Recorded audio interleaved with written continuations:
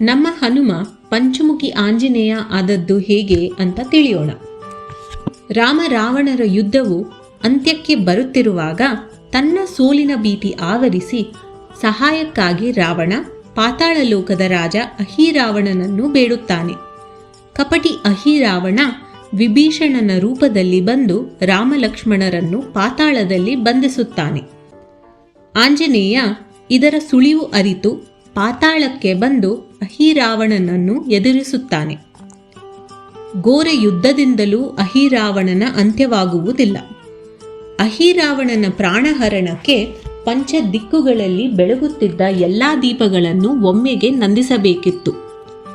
ಅದನ್ನು ತಿಳಿದುಕೊಂಡ ಆಂಜನೇಯ ತಾನು ಪೂರ್ವಾಭಿಮುಖಿಯಾಗಿ, ನರಸಿಂಹ ದಕ್ಷಿಣಕ್ಕೆ, ಗರುಡ ಪಶ್ಚಿಮಕ್ಕೆ, ವರಾಹ ಉತ್ತರಕ್ಕೆ ಹಾಗೂ ಹಯಗ್ರೀವನ ದೃಷ್ಟಿ ಮೇಲ್ಮುಖವಾಗಿ ಪಂಚಮುಖಿ ಆಂಜನೇಯನಾದ. 5 ಮುಖಗಳಿಂದಲೂ ಗಾಳಿ ಒಂದೇ ಸಮಯಕ್ಕೆ ತೂರಿ ಬರಲು ಎಲ್ಲ ದೀಪಗಳು ಒಟ್ಟಿಗೆ ನಂದಿ ಅಹಿರಾವಣನ ಅಂತ್ಯವಾಯಿತು. ಹನುಮ ರಾಮನಾಮವನ್ನರಿತು ತನಗೆ ರಾಮನಲ್ಲಿ ಭಕ್ತಿ ಬಿಟ್ಟು ಬೇರ್ಯಾವುದೂ ಬೇಡವೆಂದು ಯಾಚಿಸಿ ತನ್ನನ್ನು ರಾಮನಲ್ಲಿ ಅರ್ಪಣೆ ಮಾಡಿಕೊಂಡ.